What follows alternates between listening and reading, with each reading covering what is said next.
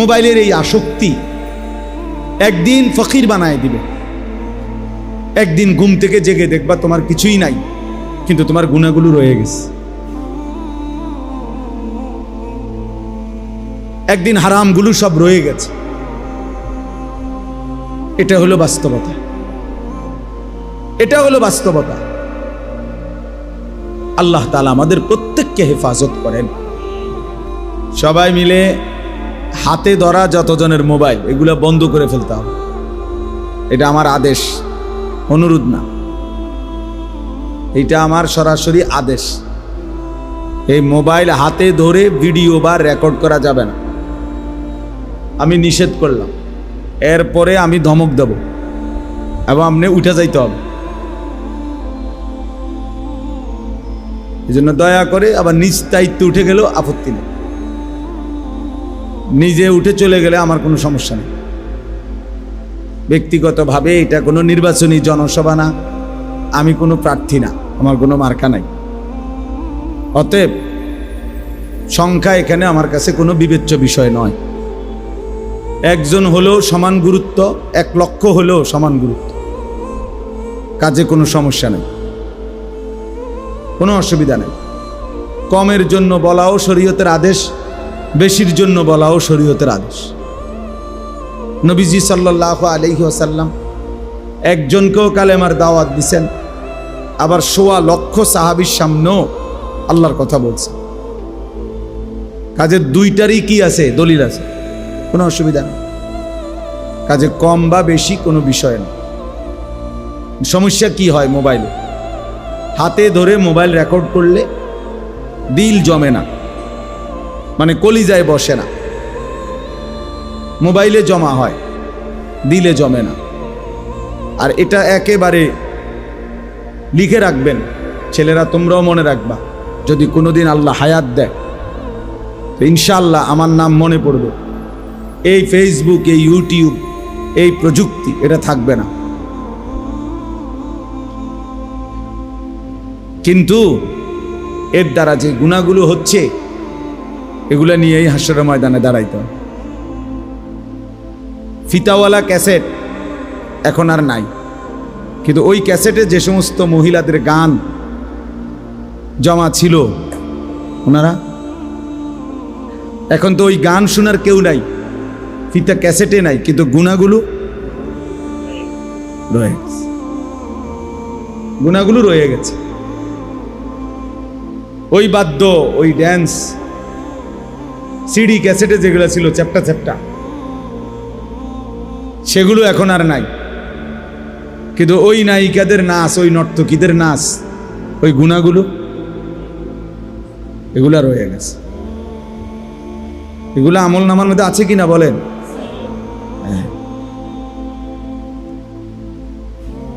বাংলাদেশের একজন নায়িকা শাবানা, খুব সম্ভব না, উনি বারবার অনুরোধ করছে, শতবার সরকারিভাবে আবেদন জানাইছে বিভিন্নভাবে, যে তার ছবিগুলো যেন আর কি না হয়, প্রচার করা না হয়। তওবা করে পর্দানশীল নারী হইছে, আল্লাহ মাফ করলে সেটা ভিন্ন, আল্লাহর হাতে। তওবা করলে মাফ আল্লাহ করতেই পারে, কোনো অসম্ভবের কিছু না। কিন্তু যে নারী তওবাবিহীন মারা গেল, সে তো জানেই না তওবা করতে হয়। এই জন্য এটাই সত্য, প্রত্যেক আধুনিক নতুন প্রযুক্তি পিছনটাকে ছুঁড়ে ফেলে দেয়, ছুঁড়ে ফেলে দেয়। টেলিগ্রাফ ছিল আগে, এখন আর নাই। আমরাও দেখছি ছোটবেলায় ওই ছোট্ট কাগজের টেলিগ্রাফ আসতো, চিঠির মতো। ডাক পিয়নের চিঠির চাইতে একটু দ্রুতগামী টেলিগ্রাফ, এগুলো এখন আর নাই। এরপরে ফিতাওয়ালা ক্যাসেট এখন আর নাই। আগে জামাই বিয়ে শাদির মধ্যে বিদেশে গিয়া মানুষ 6 মাস 1 বছরের ভিতরে এরকম কালো সেঞ্জার কইতো, রেডিয়াই ফাটাইতো। হ্যাঁ,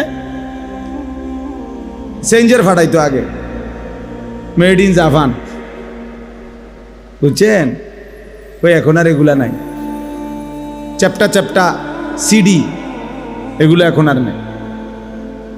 ডাক পিয়নের চিঠি এর প্রচলন এখন নাই বললেই চলে। আমরা পুরা ছাত্র জীবন চিঠির মাধ্যমেই বাড়িতে খোঁজ খবর পাঠাইছি। আমাদের ছাত্র জীবন পোস্ট কার্ডের মধ্যে আব্বা টাকা পাঠাইতো,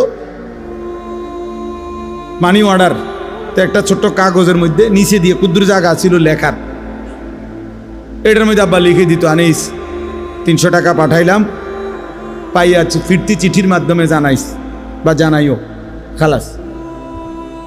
এতটুকুই ছিল। তা আবার চিঠি দিয়ে আব্বারে জানাইতাম বাসায় যে টাকা পাইছি। তো সেগুলো এখন কই?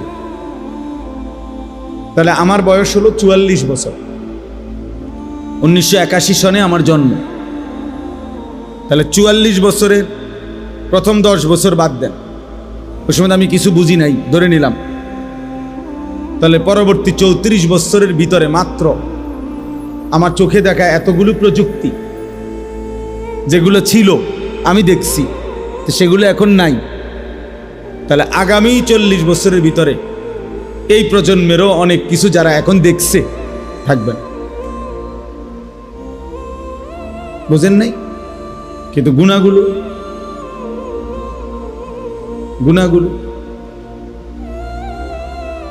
সেটা মুছবে কিভাবে? প্রত্যেকটা গুনাহ জমিন সংরক্ষণ করছে, প্রত্যেকটা গুনাহ দেহের অঙ্গ প্রত্যঙ্গের মধ্যে জমা আছে। ওয়াশাহিদা আলাইহিম সামউহুম ওয়া আবসারুহুম ওয়া জুলুদুহুম বিমা কানু ইয়ামালুন। আল্লাহ তাআলা বলেন, কান, চোখ এবং সারা দেহের চামড়া তোমাদের সমস্ত কর্মকাণ্ড সম্পর্কে আমি আল্লাহ তাআলার সামনে সাক্ষ্য দেব। আল্লাহ তাআলা বলছে, ইন্নাস সামআ ওয়াল বাসারা ওয়াল ফুআদা কুল্লু উলাইকা কানা আনহু মাসউলা। নিশ্চয়ই কান, চোখ এবং দিল, এই তিনটাকেই হাসরের দিন জিজ্ঞেস করা হবে। আল্লাহ জিজ্ঞেস করবেন, কান তুমি বলো কি কি শুনেছ, চোখ তুমি বলো কি কি দেখেছ, দিল, অন্তর তুমি বলো কি কি ভেবেছ। প্রতিটা ভাবনার হিসাব দিতে হবে, প্রতিটা ভাবনা, হৃদয়ের প্রত্যেকটা কল্পনার হিসাব দিতে হবে। দোস্ত, বেড়ি আরেকজনের আমনে বসে বসে ভাবলেন, অসৎ কল্পনা করলেন। ইয়াউমা তুবলাস সারাইর, আল্লাহ তাআলা বলেন তোমাদের গোপন বিষয়গুলো অন্তরের হাসরের দিন খুলে দেওয়া হবে, খুলে দেওয়া হবে। আফালা ইয়ালামু ইদা বুসিরা মা ফিল কুবুর ওয়া হুসিলা মা ফিস সুদূর। আল্লাহ বলছে, জানো কি বান্দা, কবর থেকে যখন হাসরের ময়দানে উঠানো হবে, কি হবে জানো? ওয়া হুসিলা মা ফিস সুদূর, দিলের ভিতরে, অন্তরের ভিতরে, বুকের ভিতরে যা ছিল সেগুলোও প্রকাশ হবে, সেগুলোও প্রকাশ হবে। চিন্তা করেন তো, আমাদের অন্তরে কত কল্পনা জল্পনা। প্রত্যেক মানুষ চোখ দিয়ে যা দেখে তা প্রথম গিয়া জমা হয় অন্তর। অন্তর, এজন্য আরবিতে বলে আল আইনু মিরআতুল কলব।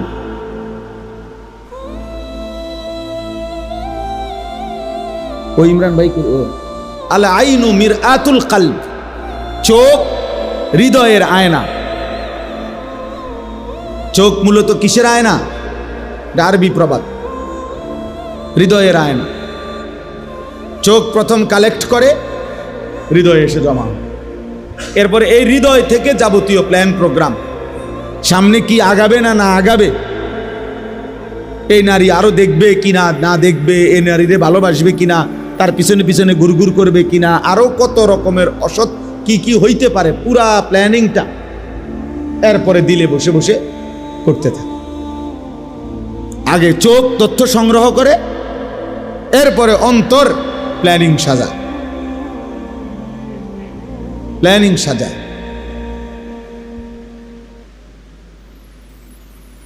এই জন্য দোস্ত, এটা জরুরি। শুধুমাত্র মোবাইলে জমা হবে, কোনো ফায়দা হবে না, এগুলা থাকবে না। এই যে সমস্ত ছেলেরা ইউটিউবার, এই যে স্ট্যান্ড নিয়ে ভিডিও করে না জায়গায় জায়গায়, ওদের সাথে আমরা অনেকবার কথা বলছি। এদের এগুলোর মধ্যে অনেক বিধি নিষেধ আছে। কোনো বক্তা ইসরায়েলের বিরুদ্ধে বেশি বললে ওটা মার্ক করা হয়, আমেরিকার বিরুদ্ধে বেশি বললে মার্ক করা হয়, ইনকাম কমে যায়, ভিউ কমে যায়, কি কি অনেক কিছু আছে, কি আমি বুঝিও না অনেক কথা এগুলা,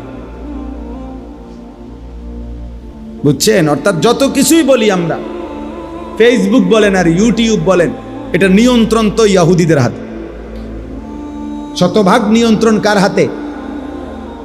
ওদের মায়া না হয়ে আমাদের কাছে আসে না, ওরা আগে দেখে। এবং প্রত্যেক অক্ষর বা যে ভাষাই বলুক ইংলিশে ট্রান্সলেট হয়। কথা আমি যদিও বাংলা বলতেছি, শতভাগ ইংরেজিতে সেটা কি হয়? ট্রান্সলেট হয় সবার। তারা প্রতি অক্ষর বুঝে কি বলতেছে। বয়স্ক মুরব্বীরা এগুলো বুঝতেনও না, আর বুঝার দরকার নাই, যে কয়দিন আছেন না বুঝে সান কবরে যেতেন পারেন। বুঝলে মাথার ধরতো না, আপনি বলবেন আয়ো, এটি বুঝি কথা। প্রথম আমারে যেদিন বলছে যে আরো আগে, যে হুজুর ডাইরেক্ট সৌদি আরব থেকে কথা বলে, ছবিতে দেখা যায়, আমি বেড়া পাগল বেড়া। পরে দেখছি না ঠিকই কথা, দেখা যায়। এখন এটা বোঝে না, এমন বাচ্চা আসেনি, বাচ্চাও তো শুইয়া শুইয়া তার আব্বার সাথে কথা বলে ছবি দেখে দেখে। এখনকার AI লেটেস্ট প্রযুক্তি, এরা কৃত্রিম এক ধরনের বুদ্ধিমত্তা, কৃত্রিম একেবারে 800 কোটি মানুষ সম্পর্কে তথ্য তাদের কাছে আছে। পৃথিবীর যেই কোনো বিষয় তাদের কাছে তথ্য আছে। এই মোবাইলের অ্যাপস, আপনি আমার নাম জিগান, হ্যাঁ আমার 14 গোষ্ঠীর ঠিকানা বলুন। এটা মানুষ না, মানুষ না, এটা আপনার এক ধরনের অ্যাপস, অর্থাৎ প্রযুক্তি, আধুনিকতা।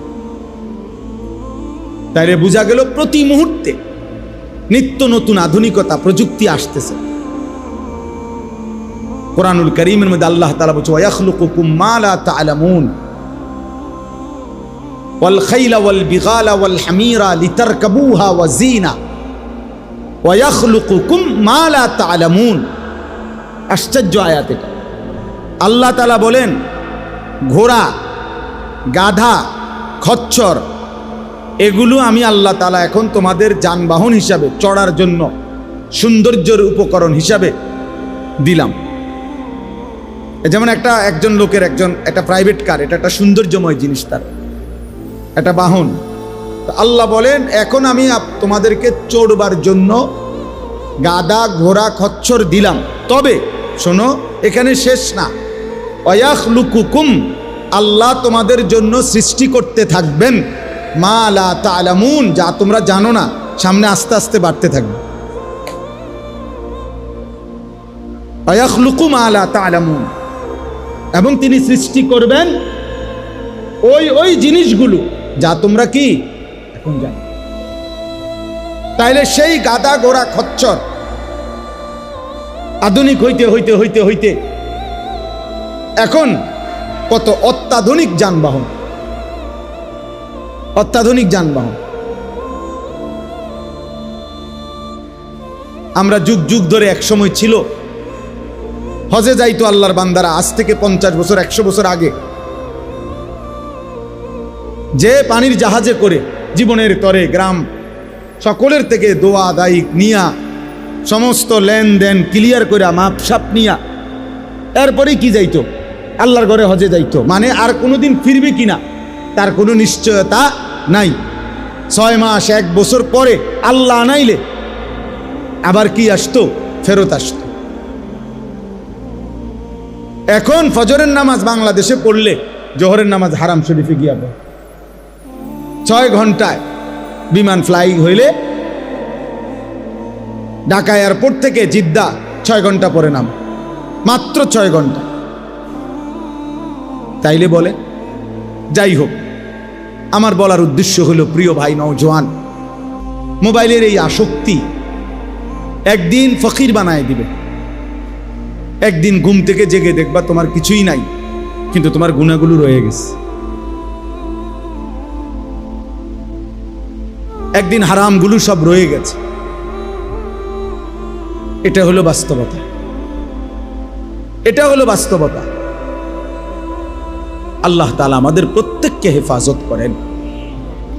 কোরআনুল কারীমের 18 নম্বর পারা 24 নম্বর সূরা, সূরা নূর, এই সূরার 30 নম্বর আয়াত আমি পড়ছি এইমাত্র। এই অল্প একটু সময় আমি এই আয়াতকে সামনে রেখে অল্প কিছু কথা বলতে চাই।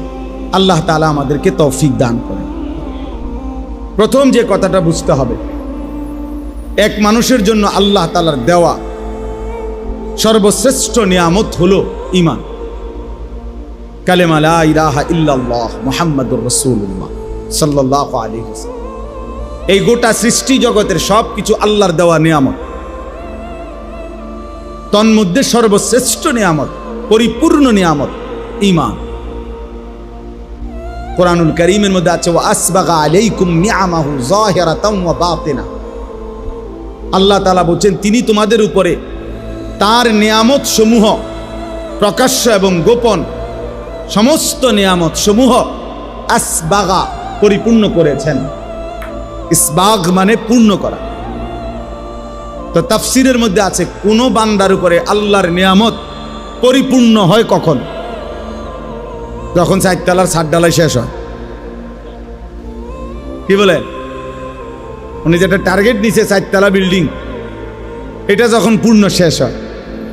অনেক মানুষ আমাদের দেশে বলে না, জোর খাস দোয়া করবেন আল্লাহ আল্লাহ করে শুধু, আর এই 4 তলার 7টা যদি ডালাই হয়, আল্লাহর রহমতে যদি ঘরটা একটু ফিনিশিং করে শেষ করতে পারি, আর একটা ছেলে দোয়া করেন, তারে যদি একটু কোনো রকম চাকরি বাকরি বা বিদেশ একটা লাইন করে দিতে পারি, ছোট মেয়েগা যদি কোনো রকমে আল্লাহ আল্লাহ করে বিয়ে দিয়ে লাইতে পারি, আল্লাহর রহমতে আর আপনার দোয়ায় 10 জনের দোয়ায় আর কোনো টেনশন নেই।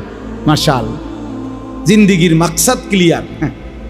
পৃথিবীতে যে উদ্দেশ্যে আসছিল 4 তলা শেষ করার জন্য, আল্লাহর দয়ায় 4 তলা শেষ হয়েছে।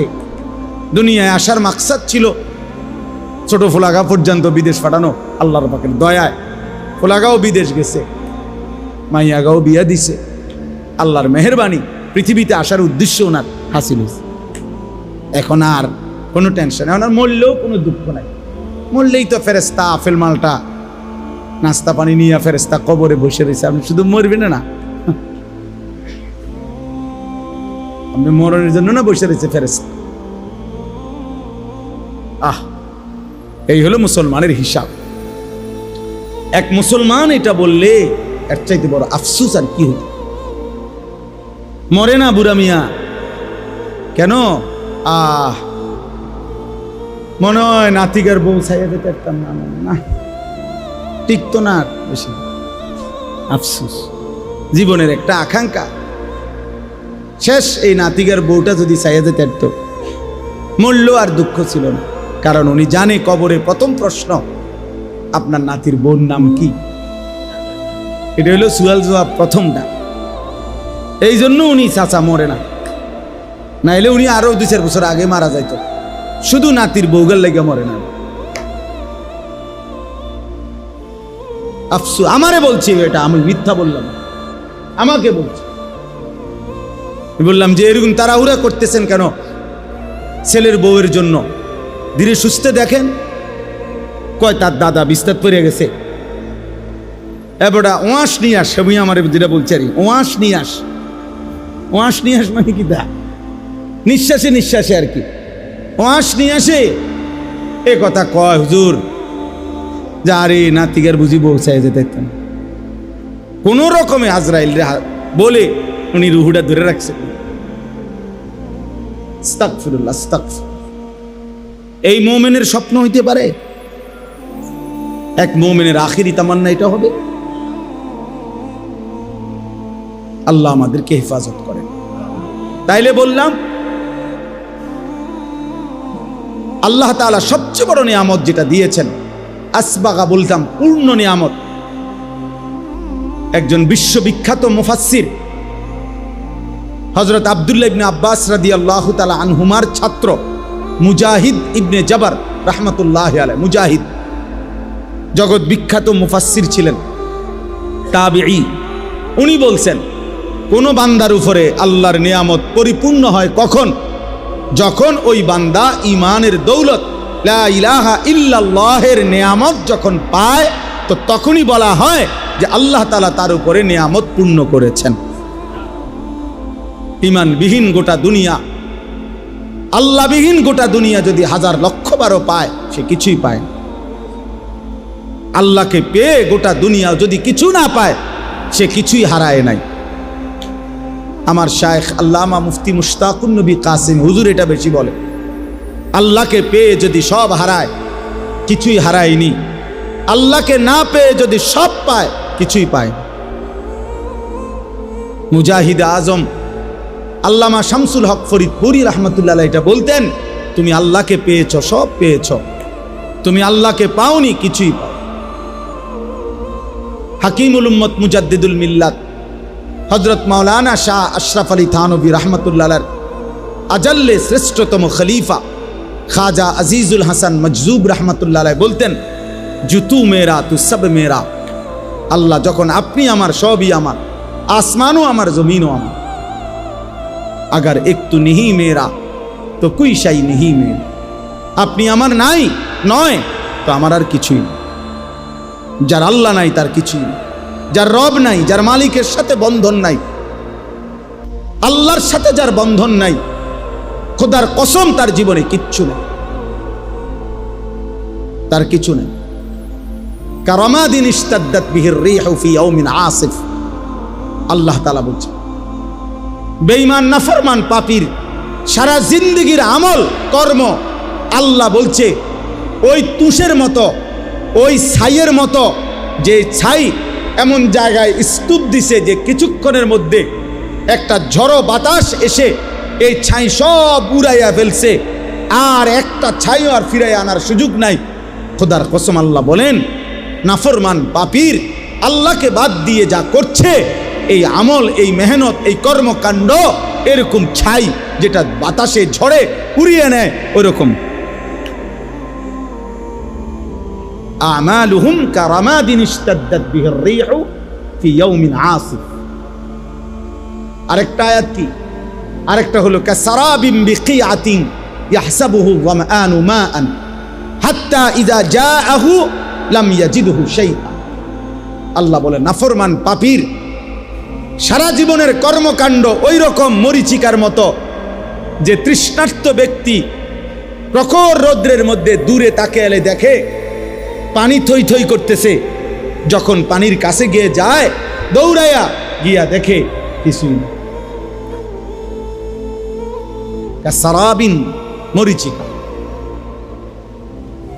যে ভাবছিল ওইগুলো পানি, এই যে আমাদের এসব ফিজ ডালা রাস্তার মধ্যেও প্রখর রৌদ্রে দূরে তাকায় দেখলে বোঝা যায় যে মনে হয় যেন কি পানি ঝকঝক করছে, কিন্তু কাছে গেলে কি? আল্লাহ কোরআনে উদাহরণ দিয়েছে। আল্লাহ তাআলা বলছে সমস্ত নাফরমান, আল্লাহ বলছে কুল হাল নুনাব্বিউকুম বিল আখসারিনা আমালা আল্লাযীনা যাল্লা সা'য়ুহুম ফিল হায়াতিদ দুনিয়া ওয়া হুম ইয়াহসাবুনা আন্নাহুম ইউহসিনুনা সুনআ। আল্লাহ বলছে সমস্ত পাপী নাফরমান, সমস্ত হারামখোর, আল্লাহর অবাধ্যতা করে উপার্জনকারী যা করেছে দুনিয়ায়, আল্লাহ তাআলা বলে খাসারা, খাসারা, লস, লস, ক্ষতিগ্রস্ত, ক্ষতিগ্রস্ত।